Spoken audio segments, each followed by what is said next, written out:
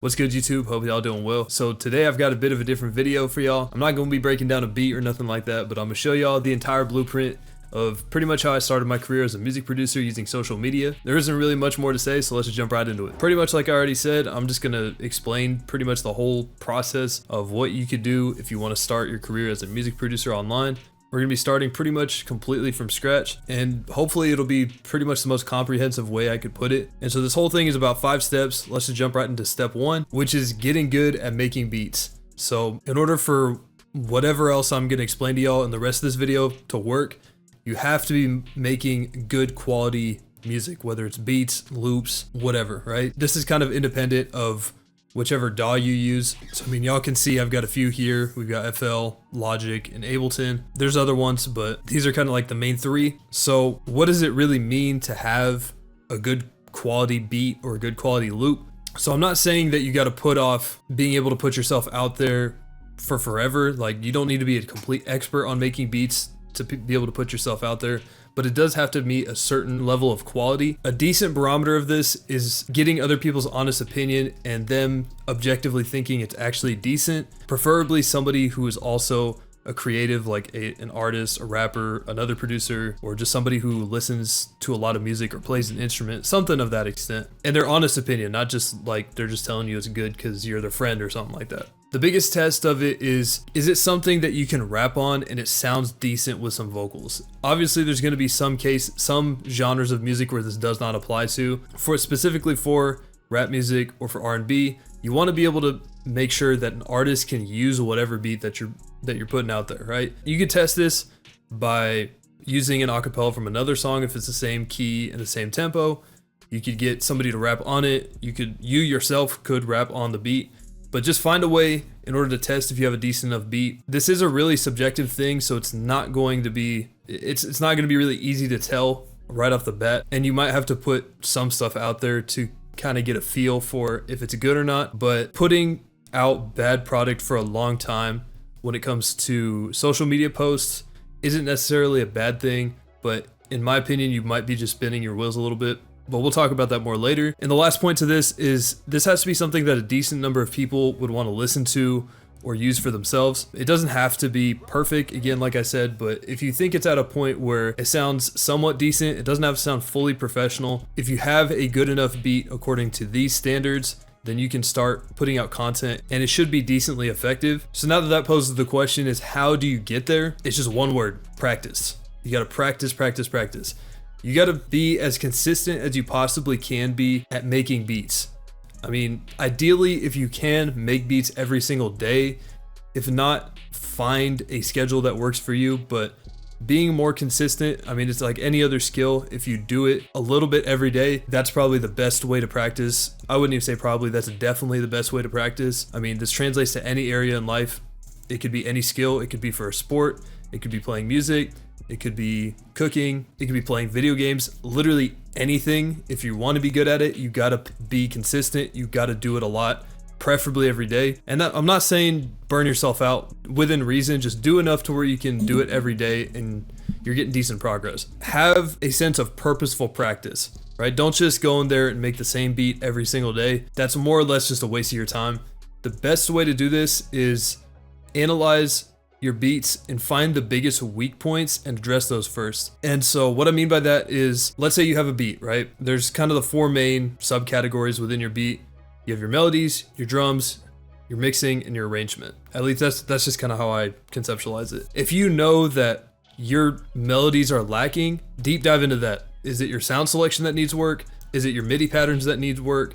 Is it your effects that you're putting on it that needs work? And just pinpoint one of those small skills and really address that. Just focus on making that better for maybe the next couple weeks, the next month. Once you get that really dialed in, move on to the next thing that you want to get dialed in. I'm not saying don't do anything else with a beat. Of course, finish your beats, do that. But just make it a point that every time you sit down to make beats, I want to be a little bit better at making beats, and we're just going to start by fine-tuning this category, and this category. Also, try to focus on the quality of your beats, not necessarily the quantity. It's better to make one really good beat than 10 really terrible beats. But I would recommend, if you're going to make beats every day, this kind of depends on where you're at in the process, but try to finish at least one beat per day. Just have one finished body of work. Whether it's great, whether it's not, that doesn't matter. Just get something that you've created that's finished and completed. And if you want to get better at all the areas of making beats the quickest, complete every single beat you start. Whether it's good, whether it's not. If you make a great loop and your drums suck on it and the arrangement isn't good, that's fine. As long as you get some practice in all the different areas, regardless of how good you are at each one, that's what's the most important thing. That then moves on to the next point, which is how do you know when your beats are good enough to put out and post? The easiest one to determine, and you got to take your personal bias out of it when you're listening to your own beats to the best of your ability, is when you're hearing that your beats are at least somewhat resembling professional sounding beats. They don't got to be perfect. Again, they don't have to be even very close to it. As long as it's within the ballpark of sounding decently professional, that should be good enough. Another thing is if an artist actually wants to use it. So let's say, you just put it on your story, or you're just posting beats to your Instagram or whatever, or you're reaching out to artists. If people actually want to use the beats, that's a really good indicator that it's good enough to put out. Another one is if you feel that you can teach other people how to make beats in a somewhat confident capacity. So basically what I mean is if you think that you could teach somebody else how to make beats, that's a pretty decent indicator that you can make decent beats yourself. It's like any other concept. If you know how to shoot a basketball really well, you could probably teach someone else how to do it. If you know a certain concept in math and you want to teach somebody else, kind of the same thing. So we'll talk about our last sub point here, which is just put it out there and see the feedback. You don't got to be full-fledged making content consistently at this point, but go ahead, give it a stab, put it out on the internet, put it out on YouTube, show it to people, just get as much feedback as you can. And if it turns out that it's actually positive, then you're ready to move on to the next step. So let's move on to the next big step. Step number 2, building your brand. So like I mentioned earlier, you probably know because you're watching this on a certain platform, my brand is primarily built through social media, which is primarily YouTube, Instagram, and TikTok. So these 3 apps, and you could also, if you're thinking about streaming, places like Twitch. For the sake of this, these are just the 3 that I primarily use for now. My primary outlet is YouTube, and within this space, within the producer space, you want to find your niche and stick to it. And I'm not saying you got to stick completely to this. If your first 2 videos are R&B beats and you want to switch to trap beats, go for it, right? I mean, there's nothing wrong with that. The best way to grow quickly is to find a niche and stick with it. This could be trap beats, West Coast beats, R&B beats, and it doesn't even have to be subgenres of rap. If you make house music, you make EDM, you make rock, anything. I mean, as long as it is something that somebody else would want to watch or would find interesting, go for it. So once you've now found that niche, no matter what it is, so for me, it was making trap beats, you got to learn how to make content. And so you're probably thinking like, what do you mean by this, right? You don't just wake up one day and you just know how to make content, right? This is its own skill outside of just making beats. So be prepared that there's a little bit of a process behind this too. For the sake of making long form content such as this one, you're gonna want to record your screen and record your face somehow. If you don't record your face, you don't have to. That's kind of the standard or the meta for making content these days, whether you're making YouTube videos, streaming, TikToks, whatever. But the easiest way to start off, and it's probably free, get OBS to record your screen and use your iPhone camera for your face cam to start. And as you start making a little bit of money from YouTube, whatever your platform is, you can start investing in better equipment. That's what I did. I mean, I didn't pour a bunch of money into it. You can if you want to, if you have the funds for it, but I'm going based on the assumption that we're trying to do this with as little money as invested as possible. So stuff like getting a microphone, getting a nice camera, getting an audio interface, all that sort of stuff, that can come later down the road. I would say if there is one thing that you should invest in early, it's probably a good microphone, because having good speaking quality makes a big difference for videos. I think that's enough of that. Let's move on to our next sub-step. So now that you're able to capture your face and your screen, you need to put it together somehow, so you've got to learn how to use video and photo editing software. Some video editors that I've seen people use: Vegas Pro, Premiere Pro, Final Cut, and there's some other ones out there. I personally use Vegas Pro. I'm not going to say which one's the best, which one isn't. It comes down to personal preference. I just started with Vegas and I just never switched out of it. Some people like Premiere better. Anyways, just find a video editor that works for you, that's affordable and or free. Some photo editors, best one is probably Photoshop. If you want a free one, use Pixlr E. I still use it now to make my thumbnails. So I would definitely recommend that as a photo editor. It's really easy to use. It's fairly easy to use. I would argue it's less complicated than Photoshop, but there's less you could do with it. That's kind of its own conversation. This is kind of a cheat code, especially if you're younger, you're still in school. See if your school, or even depends on the company you work for, see if your school or your employer has a program for discounted software, or you can get discounts on the subscription, or if there's actually like a facility at your job or at your school that lets you use them for free. Adobe and Vegas both have student discounts, and I used them when I was in college.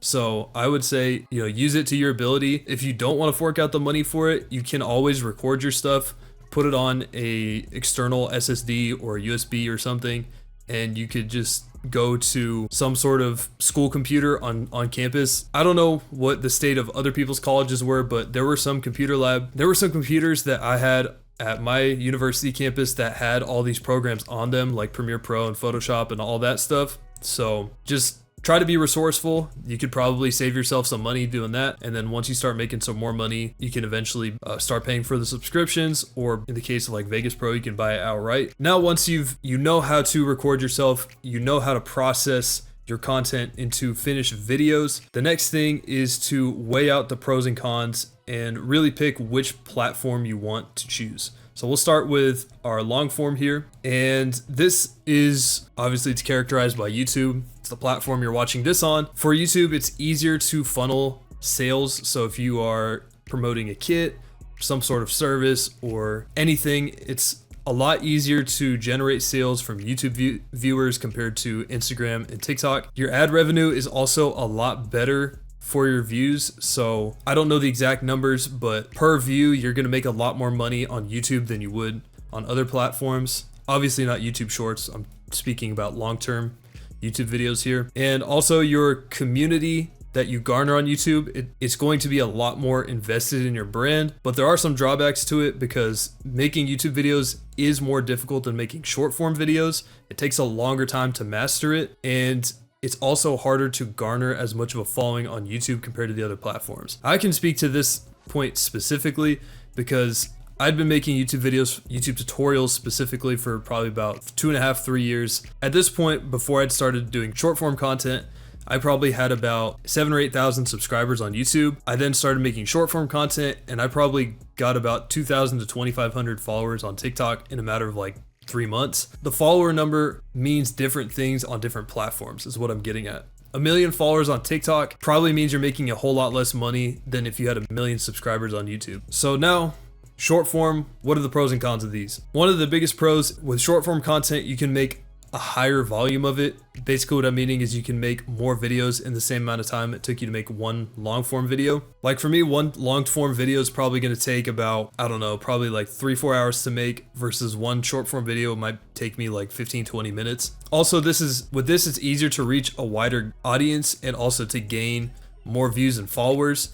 However, like I said in the last point, it does not necessarily convert into more sales, making more money off these platforms. You just have more eyeballs on you. So again, that kind of takes it into the cons, where it's harder to funnel sales, whether you're selling kits, beats, whatever. And you also don't make as much on ad revenue. So just keep those in mind when you're picking the platform. I'm not saying you have to be stuck on a specific platform, but if you want to prioritize one or the other, make sure to look at both sides of things. You know how to make decent beats. You have some idea of how to make content. Now that you have the first 2 steps out the way, you can move on to step 3, which is building your habits. And really what this mostly means is you need to be consistent. Now that you have some of these skills and you can start making content, just putting content out a little bit here and there and being consistent over a long period of time is going to be the biggest and the most important difference maker when it comes to being able to make money off of your brand. The first videos that you're gonna make are really gonna be bad, and that's completely expected. You all have to start somewhere. That should not deter you from making more content, because the more videos you make, the more you try, the more you attempt, the more you fail, the more you're going to learn how to make better videos. And it's almost similar to beats, except you get more feedback from it, because every time you upload a video, you're going to get direct feedback from people who are viewing it, and it's going to be a whole lot easier to get better faster as a result of it. How do you go about doing this? The biggest thing is you have to get a schedule that works for you when it comes to posting your videos. There isn't really a hard and fast rule on how you have to do this, but if you're posting long form content, I would recommend trying to post at least once a week, ideally 2 or 3 times a week, but that's pretty difficult to get, especially if you're just starting out. If you're posting short form content, try to get 3 to 5 times a week, ideally every day, but again, not everybody's schedules work with that. And if you're doing stuff like tight beats, which are really easy to just pump out, that has to be daily at the minimum. And I've already discussed this a little bit, but you want to upload as much content as you possibly can, because the more content you make, the better you're going to get at making this. This doesn't mean that you just have to go and keep going till you burn yourself out. The whole point of this is you want to be able to build yourself a routine where you can consistently make a decent amount of content on a daily or weekly basis. It's more important to put out less content more consistently than putting out a bunch at once. What you want to do is be able to post. It's going to be a whole lot more meaningful if you can post 1 beat per week for 3, 4, 5 years than posting 3 beats a week for like 2 or 3 months. If you're posting less frequently but more over the course of time, one, it's going to be easier to build that audience because being consistent over a longer period of time, and 2, you're going to be able to put out a whole lot more content over the course of those years. That's one thing that seems a little counterintuitive with all this, is that in the age of social media, everything is more accessible. It's easier to blow up than ever, but being patient is probably the most important thing with all of this, outside of being a good musician, of course, is you just have to be really consistent and really patient with everything and find something that works for you. The Russ example note that I left for myself here is the story of Russ, the artist. Regardless what you think of him, as an independent artist, he's done insanely well for himself. And I believe his model works regardless if you're putting out songs weekly like he did, or if you're putting out content. And his thing is that instead of dropping full-on albums when he was still really small as an artist, he would just drop one every single week. So every Friday, he's putting out a song, he's promoting it on his social medias, he's making content out of it, whatever. And the same thing has to be for you. You're gonna make a lot of beats during the week, you're going to do a lot of things, but drop one of those long form videos like a tutorial video, once every Saturday, once every whatever day of the week you choose. You can clip those long form videos, or if you're streaming, you can clip those, post those to TikTok. Try to just pump out as much content as possible so you can get the most amount of eyes on it, rather than the inverse, which in Russ's case would be, instead of dropping one song for 20 weeks, he takes all those 20 songs, drops it in an album, nobody watches it, nobody listens to it. That's like if you took 20 YouTube videos, put them all together, and you dropped them all in one day. That doesn't really make sense. It makes more sense to upload it 20 over the course of 20 weeks or the course of 20 days, however you work. I think that's enough on that subtopic. Basically, be as consistent as you can for as long as you can. And how you do that is just to make sure that your level of output is reasonable for you, which then kind of moves me to, what is your target audience with this? In terms of making content, you have to know who your target audience is. And this really fits with the earlier point, which is you have to pick your niche. And I think the biggest fork in the road for music producers, specifically online, is, do you want to cater more to producers or do you want to cater more to artists? You can chase both, but it's a whole lot easier to just pick one, stick with it, and then pivot to the other one at some point when this lane is already done really well. Once you've picked whichever niche it is, you want to tailor your content to that, whether that means if you're going to go more the artist route, you might do something more of like tight beats, or if you're making short form content, you could try to get artists to use your beats in their TikToks, have them freestyle on it, repost it, whatever the deal is. The lane that I'm more familiar with is obviously the producer lane. This is going to be making cook-up videos, tutorials, producer vlogs, anything of that sort. Being able to find your target audience and dial in on it is really important for the next step, which is step number 4, monetizing your brand. So most of the stuff I'm going to talk about in this section, most of the things that I'm going to talk about in this section are more of my expertise, which is making content that is meant to be viewed by other producers. The first way of monetizing is through sound kits or sample packs. So you want to start by creating your own sound kits and sample packs. The best way to get the most amount of people using it is to release it for free to start with, but then eventually you could start selling them on your own platforms. And speaking of platforms, you want to start by selling on a platform that's cheap, and then you could eventually move it to a Shopify store or to some other equivalent. For me, I started off by selling my kits on BeatStars. I don't know if I'd entirely recommend that anymore, but do your research. And then once you have enough money to where you can host a Shopify store, then I'd recommend moving it to Shopify. One, BeatStars doesn't take their cut. Two, it's just a whole lot easier to customize it and really just make your own website. For the sound kits and sample packs and all that, we're under the assumption here that you know how to make your own sounds, and that within itself is kind of its own skill. Or if you're just selling your loops, that's kind of whatever. But to move past that, let's talk about a little bit of the artwork for it. You can make the artwork yourself, because earlier, you know, if you're already custom making thumbnails or making graphics for your own YouTube channel, you could probably just make some of the artwork for yourself. I did for a couple of mine. A couple of my kit artworks are commissioned. If you just don't want the headache, I would say just commission it to a graphic artist just to make it easier for yourself. It might just be worth the money, you know, the extra 150 bucks that you're going to pay somebody else to do it. And then this is the biggest and most important thing, is you want to be able to use your kits in your videos, because this is going to be your main form of promoting it. And it's also the true test of whether your kits are actually good or not. If they're quality, then people want to buy them and use them. And if they're not, you know, you also know that too. And also, if you have a really high performing video and you're using your kit in that video, you're going to get a ton of sales. I mean, I could speak to that from personal experience. I mean, there's some videos where I've easily made about $500 to $1,000 selling one kit just because the video did really well. And that's in addition to the ad revenue that the video made. Kind of unrelated, but if you can, get your customers emails at checkout, which is probably why I recommend selling on a platform of some sort. Shopify, I think, does it, and also BeatStars does it. I'm not familiar with other ones. That's why I'm just mentioning those two, but if there's a better store to host this, feel free to do it. Those are just the ones that I've used, so I'm using it as an example. But what you want to do is gather your customer emails, and you can use this to make email campaigns for your future kits, or if you're going to have a sale. The most sales I get is around the holidays when I do sales, or if I have like flash sales or something of that sort. I'd recommend that. Have some direct form of contact with your customers if you can. Number two is selling beats. Again, you could sell these through BeatStars, or if you want to make your own website, you can, whether it's through Shopify or some other host. But the goal is you want to gain a decent clientele and get some consistent buyers of your beats. It's better if you have maybe 10 or 12 people that are consistently buying beats from you than maybe like 100 people that just buy a beat once and just never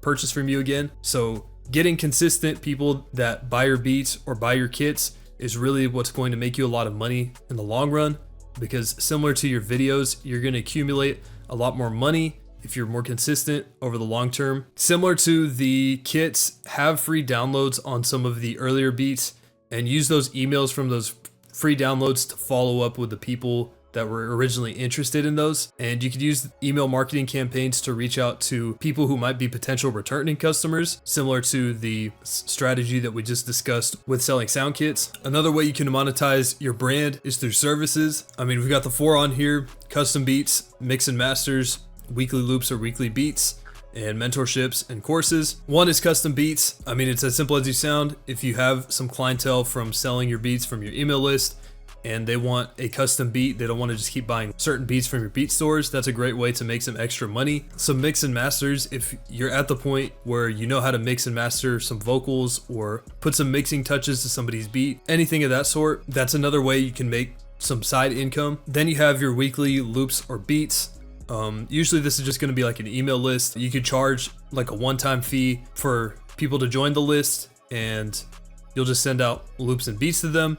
And similar to the other stuff that I mentioned before with selling beats and selling kits, you could just start by adding people for free, and eventually as you gain momentum, as you build your brand, you can charge people to join these weekly lists. Mentorship and courses. I've got a bit of a bone to pick with this type of lane, because I think that there's, at least for me, there's a little bit of stigma behind this and the types of producers that pursue this route. There's a lot of producers that are out there that are more or less just trying to make a quick buck, and that's why they offer a mentorship or a course or something to that extent. You do need to be wary of that. There's some stigma attached to it, at least in my perspective there is. If you can make a truly valuable mentorship service or course for people to learn from, I'd say go for it. One thing that you might notice is not on here is paid collabs. I have my own opinion on this. You don't have to have the same one. I honestly think that it's a scam for a lot of people, because there's no guarantee that it ends up getting placed. Falls a little bit under the same umbrella as the mentorship and the courses.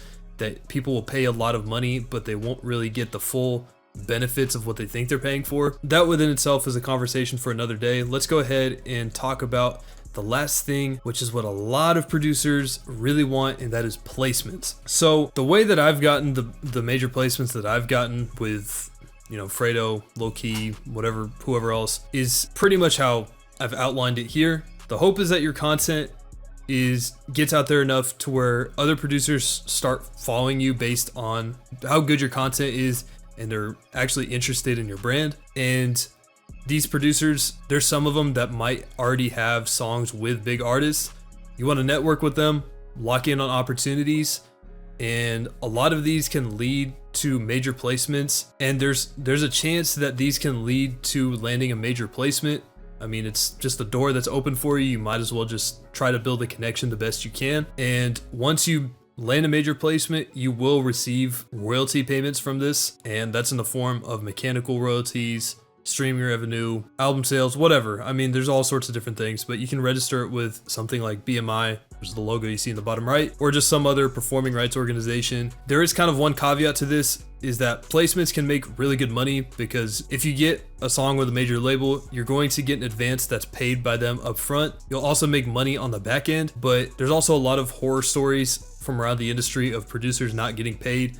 So the income from this might not be consistent, and it might be really hard to get that money to begin with. But nonetheless, these placements will definitely build your brand as a producer. So even if you're not making a lot of money from it, which is hopefully not what's happening, there's still some benefit to landing a big placement. So now that we've covered how to monetize the brand, we can move on to step 5, which is scaling. And pretty much what I mean by this is just, you've got your foundation, you've got the business started. How do you grow the business from here? And honestly, this is kind of where I'm at with my career as a music producer on social media. You've built your foundation, you've built your base, and now things should be getting to the point where you can start treating this like a business, and you're going to start delegating work to other people. So in the case of making video content, you might start looking into hiring an editor or hiring clippers if you're streaming, anything like that. Just making your process of making content a lot more streamlined. One of the most important things, and I would say the 2 most important things, stay consistent and take breaks.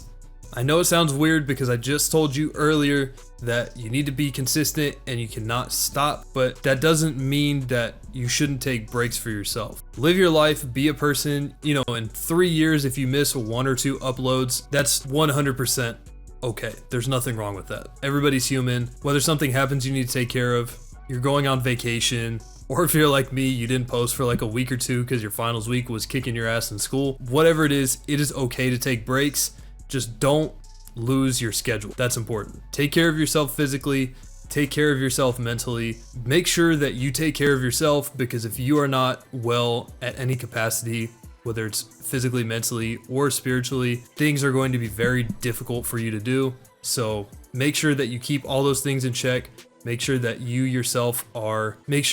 are well enough to actually stay consistent, and that'll just make everything a whole lot easier in terms of growing your brand. And that pretty much is the whole blueprint. That's the conclusion. If you can follow this process and you can see it all the way through, you will see results. I've been at it for about 4.5 years now, maybe coming up on 5 by the end of this year. It's going to take a long time. I mean, I've grown a lot as a producer and a content creator since I've started, and I've gone a long way with it while also getting my college degree too. So, I mean, it's not impossible. You can still live your life. You can still do something else. You can still work full time and do this. The big thing is, if you could follow everything, stay consistent, stay at your own pace, and just see it all the way through, there's not really going to be much luck involved. You will get to a point where things will just work out. I mean, that's honestly the whole truth. I'm not going to sit here and tell y'all otherwise, because that's really what it was for me. I mean, I wasn't the luckiest when it came to social media. I wasn't the best at making beats, but the biggest thing is I stayed consistent, grinded it out, cut out the distractions, and made it happen, man. I mean, anybody can do it. I'm just being completely honest with y'all. So yeah, that's gonna wrap it up for this one. Appreciate y'all for watching. I tried to drop every possible gem I could in this video. There's about 5 years worth of experience all wrapped into what's probably gonna be like a 20 or 30 minute video. So hopefully y'all enjoyed it, found it helpful, I think this will be helpful for a lot of people, so I wanted to put it out there. So yeah, that's gonna do it. I'll see you on the next video. Thanks for watching.